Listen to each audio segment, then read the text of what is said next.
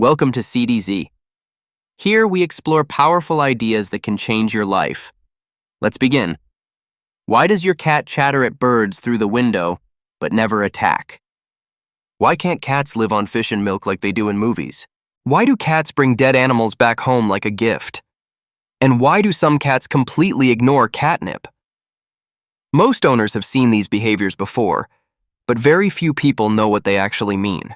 In this video, we'll break down the science, instincts, and hidden meanings behind them. Let's start with one of the strangest sounds cats make. Part 1. Why do cats chatter at birds through the window? You may have seen your cat staring out the window at a bird. Its eyes lock on the target, its tail twitches, and suddenly, it starts making rapid, chattering sounds. So what is actually happening? Interestingly, this behavior is called a vacuum activity. Many animals do something similar, but unlike humans pretending for fun, animals do this because of instinct. When certain environmental triggers appear, animals may perform behaviors even without the real object being present. For example, rabbits may dig on flat plastic floors. Birds may perform dust bathing motions on empty ground. And for cats, that chattering sound is believed to imitate the killing bite used during hunting. The jaws move rapidly, but because there's no prey in the mouth, the teeth create that clicking sound instead. In many indoor cats, this happens because their hunting instincts aren't fully satisfied. The instinct is still there, but there's no real outlet for it. So what can owners do?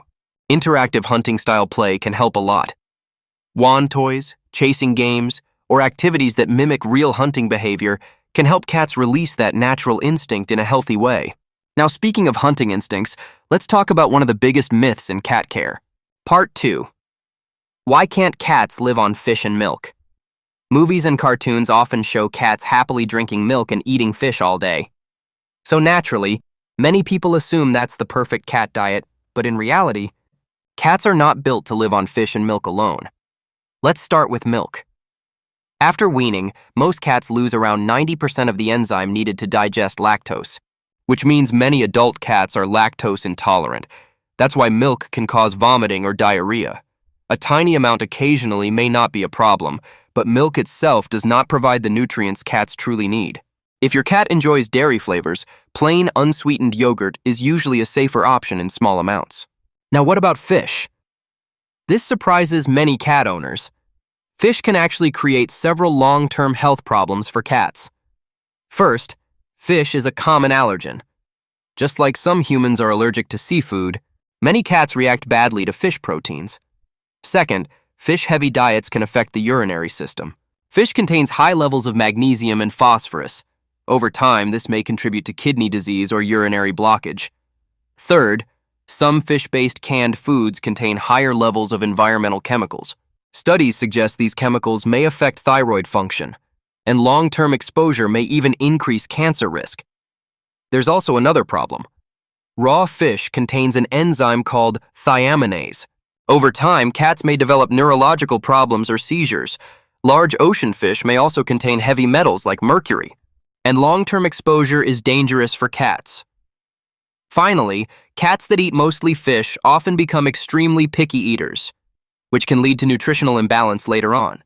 So while fish may seem natural for cats, too much of it can create serious health problems over time. Now let's move to a behavior many cat owners find both disgusting and strangely touching. Part 3.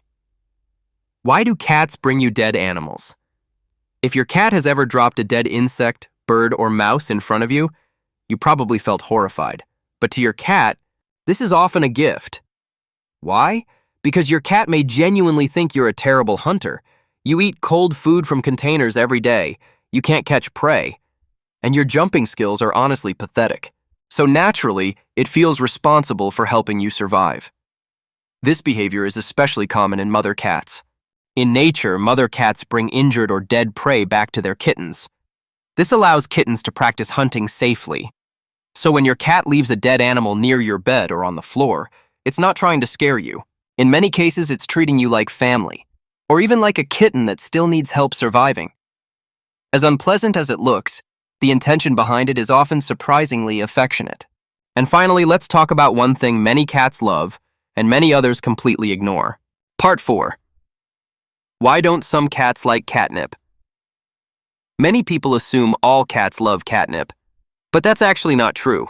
Studies show that only around 70% of cats respond to catnip, and kittens usually don't react until they're at least 6 weeks old. Whether a cat likes catnip is mostly genetic.